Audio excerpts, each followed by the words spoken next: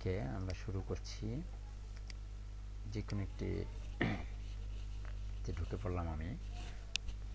এ হচ্ছে আমাদের সাইট, এটা হচ্ছে ড্যাশবোর্ড ব্যাকএন্ড, তাই না? আমরা ফ্রন্ট এন্ডটা একটু ক্লিক করে দেখে আসি। এ হচ্ছে আমাদের ফ্রন্ট এন্ড, এটা হচ্ছে একটা হোম পেজ, তাই তো? তো এটা আমরা গতকালকে আসলে এমনি তৈরি করেছিলাম, আমরা আরও এখানে অনেক কিছু করব পর্যায়ক্রমে। তো গতকালকে আমাদের সেটিংস পর্যন্ত আলোচনা হয়েছিল। আজকে আমরা নতুন আরেকটি আলোচনা করব, সেটা হচ্ছে টুলস। টুলসের ভিতরে দেখুন অ্যাভেলেবেল টুলস আছে, এখানে তেমন কোনো টুলস নেই। তারপর আছে আমাদের ইম্পোর্ট। ইম্পোর্টের ভিতরে দেখুন এখানে অনেক অনেক ফাইল দেখা যাচ্ছে, ব্লগার, তারপর লাইভ জার্নাল, এগুলো প্লাগইনস, আরএসএস, ওয়ার্ডপ্রেস ইনস্টল নাও, এগুলো বিভিন্ন ইম্পোর্ট করা যায়। এটা আসলে খুব বেশি গুরুত্বপূর্ণ এখন নয়, আমরা আরও পরে এটা দেখব। ইম্পোর্ট, এক্সপোর্টের ভিতরে কি আছে, export when you click button, WordPress Gmail file save to computer or content. এটা মূলত হচ্ছে মূল বিষয় ইম্পোর্ট এক্সপোর্টের। একদম এটা আপনার খুব বেশি কাজে লাগে না, তারপরেও যেটা লাগে সেটা হচ্ছে যে আমাদের এই ওয়ার্ডপ্রেস ওয়েবসাইটের ভিতরে অনেক অনেক ফাইল ইনক্লুড করতে হয়, অনেক অনেক ফাইল। সেই ফাইলগুলো কি কি ফাইল আমরা ইনক্লুড করতে পারবো, এখান থেকে ডাউনলোড করতে পারবো। আবার কম্পিউটারের কোনো ফাইলকে আমরা সরাসরি ওয়ার্ডপ্রেসে আমাদের ওয়েবসাইটে প্রবেশ করাতে পারবো। এই সকল কাজ মূলত এখানে করা হয়। এখানে আপনি কিছু ফাইল ডাউনলোড করতে পারবেন। দেখেন কিছু দেখাচ্ছে, আমাদের পুরো ওয়েবসাইটের একটি ফাইল এখানে ডাউনলোড হয়ে গেল। কি কি ডাউনলোড হয়েছে, পোস্ট, পেজ এবং মিডিয়া, সব কিছু ডাউনলোড হয়ে গেছে। শোতে ক্লিক করুন, দেখুন এখানে দেখাচ্ছে আপনাকে একটি ফাইল। এটাকে আবার ডাবল ক্লিক করে অন করেন, এক্সএমএল এডিটর।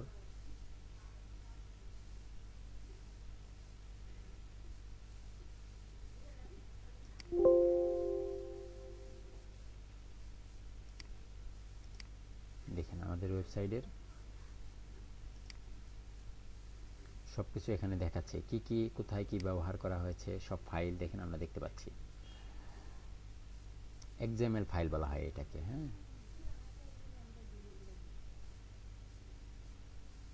অনেক অনেক ফাইল, এগুলো আপনাদের খুব বেশি আপাতত কাজে লাগবে না। আমরা বিভিন্ন পোস্ট করেছিলাম, পোস্টগুলো ট্যাগ দেখাচ্ছে এখানে, ডাব্লিউপি ট্যাগ দেখেন, এগুলো এইচটিএমএল সিএসএস ফাইলে আর আপনার এই জায়গা কনভার্ট থেকে হয়ে কি গেছে। এডিট করা যাবে স্যার? না, এই এটা জায়গা থেকে কি এডিট edit করলে করা কাজ যাবে? করবে না, কাজ করবে না।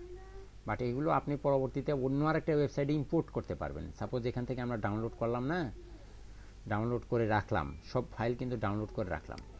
তারপরে এখন যদি আমরা আমাদের ওয়েবসাইটের ভিতরে অন্য আরেকটা ডিরেক্টরি আমরা তৈরি করি, আলাদা একটা ওয়েবসাইট, আলাদা ওয়েবসাইটে আপনি এখান থেকে ইম্পোর্ট করতে পারবেন।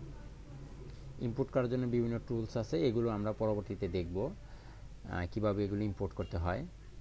তারপরে সাইট হেলথ আছে, আপনার ওয়েবসাইটের হেলথ মানে কেমন, আসলে স্বাস্থ্যগত দিক, সিকিউরিটি স্ট্রং আছে, কোনো সমস্যা নেই, সব কিছু ঠিকঠাক আছে এবং পারফেক্ট আছে। এটা হচ্ছে হেলথের। এক্সপোর্ট পার্সোনাল ডাটা, আপনি কোনো পার্সোনাল ডাটাকে এক্সপোর্ট করতে পারবেন, এখানে ইউজার নেম ইমেল অ্যাড্রেস দিয়ে এক্সপোর্ট করতে হবে। তারপর হচ্ছে ইরেজ পার্সোনাল ডাটা, আপনি আপনার ওয়েবসাইটের ভিতরে যে পার্সোনাল ডাটাগুলো আছে এগুলোকে মুছে ফেলতে পারবেন, ঠিক আছে। তারপরে আছে ডাব্লিউপি রিসেট, এটা হচ্ছে একটি প্লাগইনসের কাজ, যেটা দিয়ে আমাদের ডাব্লিউপি ওয়ার্ডপ্রেস ওয়েবসাইটকে রিসেট করা হয়। এটার ব্যবহার আমি আপনাদেরকে আরও পরে দেখাবো। এটা আপনার ডাব্লিউপি রিসেট প্লাগইনস ইনস্টল করার কারণে এটা আসছে, তা না হলে এটা আপনাদের এখানে নেই, আপনারা এটা পাবেন না খুঁজে। তো তারপরে আমরা একটু ইউজারের দিকে যাব। ইউজারটাও খুব বেশি গুরুত্বপূর্ণ, টুলসের চেয়ে টুলসে তেমন কোনো কাজ নেই। এখানে এই ওয়েবসাইটে আমরা যারা ব্যবহারকারী আছি, এখন এই ওয়েবসাইটের অ্যাডমিন হিসেবে কে, শুধুমাত্র আমি একজন ব্যক্তি আছি, তাই তো? তাহলে এখানে আমাদের ওই ফেসবুকের মতো, ফেসবুকে যেমন এডিটর, কন্ট্রিবিউটর, সাবস্ক্রাইবার, তারপর হচ্ছে কি অথর, তারপরে মডারেটর, বিভিন্ন ইউজার অ্যাড করা যায়, যায় কি না? তো আমরা আমাদের ওয়েবসাইটে এরকম কিছু ইউজার অ্যাড করব। আমি আপনাদের ভিতর থেকে কাউকে কিছু ইউজার অ্যাড করে নিব আজকে, যে কীভাবে একজন ওয়েবসাইটে ইউজার অ্যাড করা হয়। এখানে আপনি কি কি ইউজার পাবেন দেখেন, ইউজার রুলসের ভিতরে আছে, সাবস্ক্রাইবার আছে, কন্ট্রিবিউটর আছে, অথর আছে, এডিটর আছে, অ্যাডমিনিস্ট্রেটর, এবং এদের প্রত্যেকের পাওয়ারের একটা ব্যাপার স্যাপার থাকে। হ্যাঁ, অ্যাডমিনিস্ট্রেটরের কিছু ক্ষমতা থাকে, অথরের কিছু ক্ষমতা থাকে, কন্ট্রিবিউটরের কিছু ক্ষমতা থাকে, সাবস্ক্রাইবারের কিছু ক্ষমতা থাকে, যারা ওয়েবসাইটে এসে আসলে কি করতে পারবে এবং কি করতে পারবে না, এটার একটা বিষয় থাকে। এটা খুবই গুরুত্বপূর্ণ বিষয়, এটাও আপনাদেরকে জানতে হবে। তো আমরা আসলে নতুন একজন ইউজার এখন মাত্র একজন আছে, দেখেন অ্যাডমিনিস্ট্রেটর, উনি একজন ইউজার আছে, ওনার নাম কানন। আপনি তাকে এডিট করে পরিবর্তন আনতে পারবেন। আমরা আগে আরও নতুন কিছু অ্যাড করব, তারপরে এগুলোর ভিতর থেকে তাদেরকে দেখব। আমরা নতুন একটি এডিটর অ্যাড করতে যাচ্ছি। অ্যাড ইউজার থেকে অ্যাড নিউতে, ইউজারে গিয়ে অ্যাড নিউতে ক্লিক করলে নতুন একটি এডিটর তৈরি হয়। তো আমি শুরু থেকে নিচ্ছি, এখানে আমি সাফিকে নিচ্ছি, আহসান হাবিব সাফি, ওনাকে একটা রুল দিচ্ছি। ওনার ইউজার নেম এটা রিকোয়ার্ড অবশ্যই দিতে হবে। আমি নাম দিলাম সাফি। সাফি আপনি মনে রাখবেন, আমি এটার নাম দিলাম হচ্ছে সাফি @gmail.com। অবশ্যই এটা ভালো একটা ইমেল অ্যাড্রেস হবে, আপাতত আমি একটা দিচ্ছি। ফার্স্ট নেম সাফি,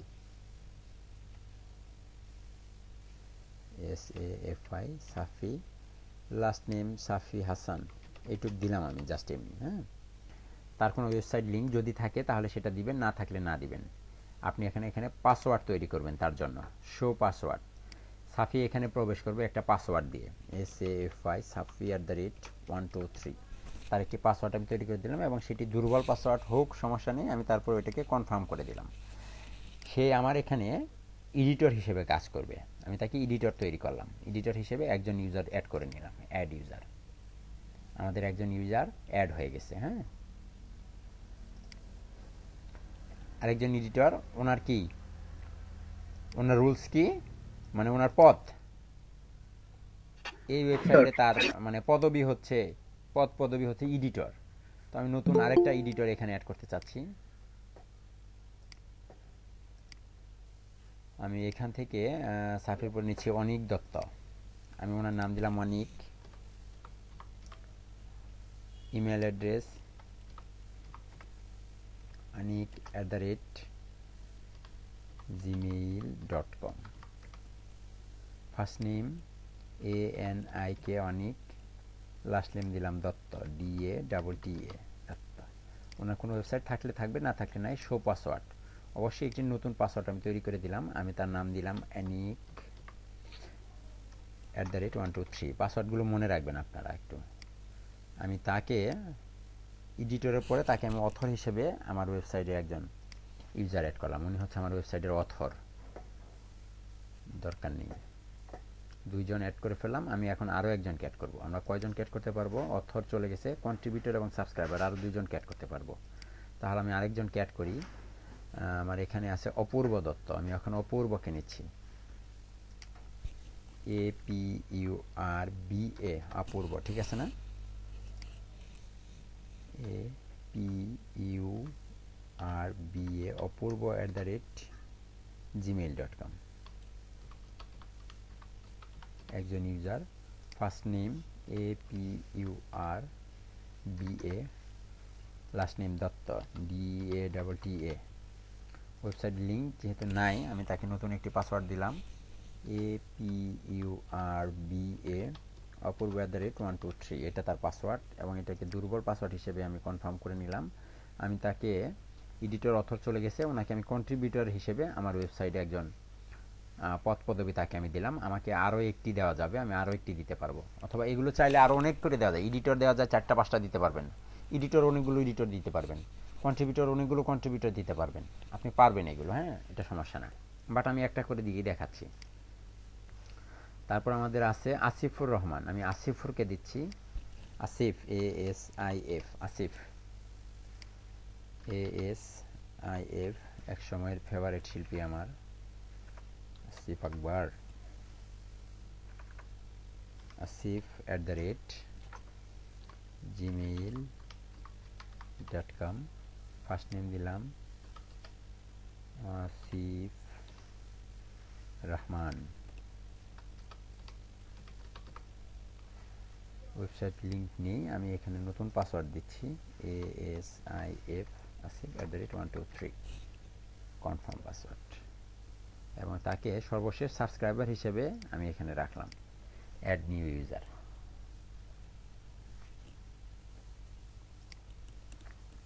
আমি কয়টা ইউজার অ্যাড করেছি? 4টা, তাই তো?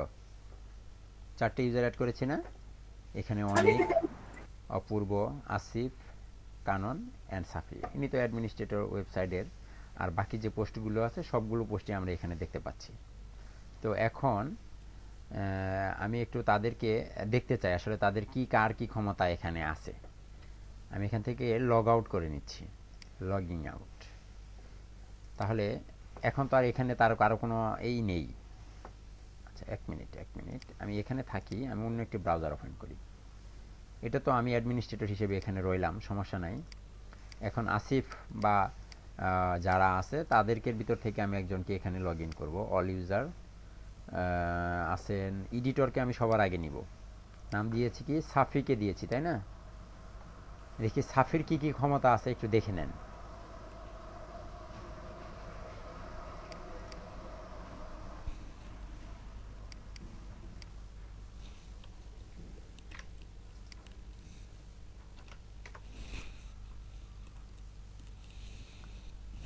ডাব্লিউপি অ্যাডমিন দিয়ে লগ ইন করলাম।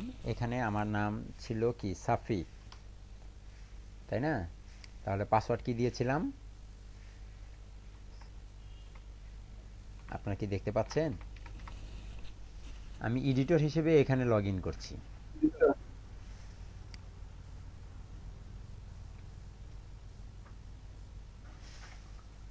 এটা হচ্ছে একটা এডিটরের জন্য একটা ওয়েবসাইটের ড্যাশবোর্ড। ব্যাকএন্ড যা আছে তা তো থাকবে, সবার জন্যই তাই থাকবে। এটা সবার জন্য সমান, এটা আমার ইম্পর্টেন্ট না।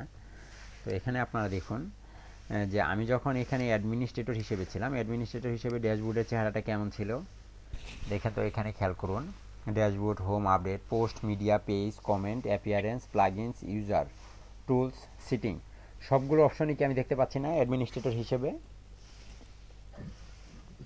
সবগুলো ডিপার্টমেন্টে কিন্তু আমাকে দেখাচ্ছে। বাট যখন আমি এখানে এডিটর হিসেবে আসবো, এডিটর হিসেবে দেখেন এখানে আছে post, media, pages, comment, profile, tools.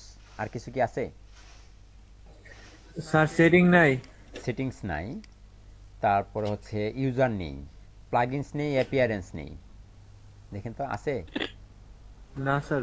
তাহলে কি অ্যাডমিনিস্ট্রেটরের চেয়ে এডিটরের ক্ষমতা কম? এবং কি কি ক্ষমতা কম সেগুলো কিন্তু এখানে দেখতে পাচ্ছি। তাহলে একজন এডিটর যদি আমার ওয়েবসাইটে আমি নিয়োগ করি, তাহলে সে কি করতে পারবে? সে পোস্ট করতে পারবে, সে মিডিয়া আপলোড করতে পারবে, বা ছবি টবি যা কিছু আছে, বিভিন্ন ফাইল, ভিডিও, এগুলো আপলোড করতে পারবে। তারপরে সে পেজ তৈরি করতে পারবে, পেজ বানাতে পারবে। কিন্তু পেজ কিন্তু তুমি শো করাতে পারবে না ওয়েবসাইটের ভিতরে। কেন? কারণ সেই ক্ষমতা তাকে দেওয়া হয়নি। সে কি অ্যাপিয়ারেন্সকে পাচ্ছে? অ্যাপিয়ারেন্স পেলে সে মেনুতে গিয়ে তার পেজটাকে সে কি মেনু আইটেমের ভিতরে স্যার অ্যাড পেজ করাতে পারতো। বানাইতে পারবে, কিন্তু স্যার অ্যাডমিনিস্ট্রেটর স্যার এটা অ্যালাউ করে দিতে হবে, তাইলে হইব, নাইলে হইব না। হ্যাঁ, রাইট। অ্যাডমিনিস্ট্রেটর হিসেবে অ্যালাউ করে দিতে হবে, রাইট। তা না হলে সেটা কাজ করবে না। সে কমেন্ট দেখতে পারবে, পড়তে পারবে, এবং কমেন্ট এডিটও করতে পারবে, অ্যাপ্রুভও করতে পারবে। যদি কোনো কমেন্টকে হ্যাঁ স্যার। অ্যাপ্রুভ এবং আনঅ্যাপ্রুভ এগুলোও সে করতে পারবে, এডিট করতে পারবে, ডিলিট করে দিতে পারবে। এবং তারপরে সে টুলস যে ব্যাপার সেবার যেটা আছে এটাও সে ব্যবহার করতে পারবে। তবে এখানে তাকে কোনো টুলসের অনুমোদন এখনও দেওয়া হয়নি, এটা আরেকটু পরে আমি দেখাবো। প্রোফাইলে দেখেন উনি visual editor when writing, disable the visual editor. এই যে যখন আমরা পোস্টের ভিতর থেকে যখন পোস্টগুলো করি, মিডিয়ার ভিতরে করি, যে একটা এডিটর পাওয়া যায় না এডিট করার জন্য, পোস্ট করার জন্য, লেখার জন্য যে এডিটরটা পাওয়া যায় ওটাকে ভিজুয়াল এডিটর বলা হয়। হ্যাঁ, আমরা যেটা দিয়ে এতদিন মূলত এগুলোকে পোস্ট করেছি, এডিট করেছি, এগুলো সবটি ভিজুয়াল এডিটর বলা হয়। আমি একটু দেখাচ্ছি আপনাদেরকে। স্যার এটা ক্লিয়ার করেন, বুঝলাম না।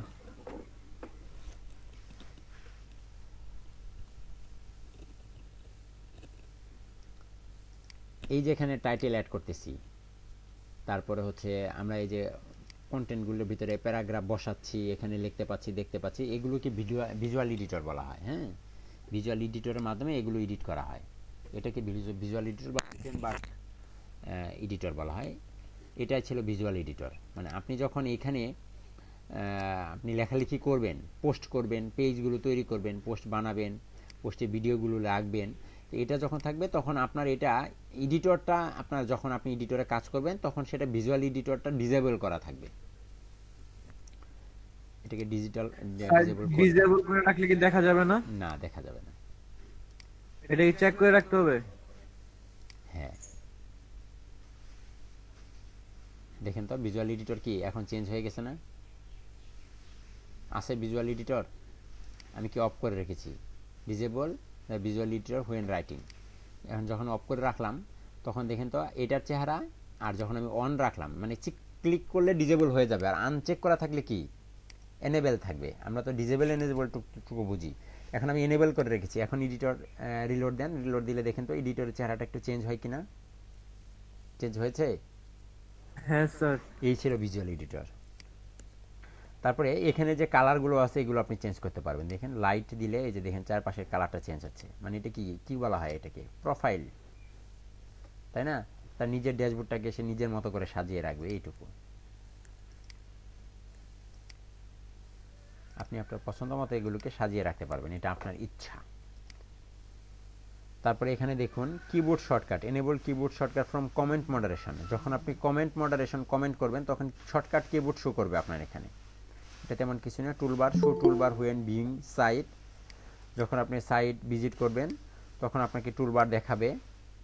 আপনার নাম, লাস্ট নেম, নিক নেম এগুলো আপনি চেঞ্জ করতে পারবেন। ডিসপ্লে নেমে কি শো করতেছে, এই যে দেখেন সাফি হাসান। আপনি যদি বলেন যে না সাফি হাসান না, শুধু সাফিকে শো করাবে এখানে, এটাও আপনি সেট করে দিতে পারবেন। আপনার ইমেল অ্যাড্রেস চাইলে চেঞ্জ করতে পারবেন। আপনার ওয়েবসাইট এখানে আপনি দিতে পারবেন। বায়োগ্রাফিক্যাল ইনফো, আপনার নিজের সম্পর্কে কিছু এখানে লিখে রাখতে পারবেন, অথবা চাইলে আপনি এখানে ছবি ব্যবহার করতে পারবেন, গ্র্যাবাটার ছবি। স্যার এডিটরের প্রোফাইল নাকি ওই যে হ্যাঁ হ্যাঁ হ্যাঁ, ফেসবুকের মধ্যে? এডিটরের প্রোফাইল। এক হ্যাঁ আমরা মিনিট, ফেসবুকের প্রোফাইল এক ক্রিয়েট করি না মিনিট। এরকমই আর কি। ওরে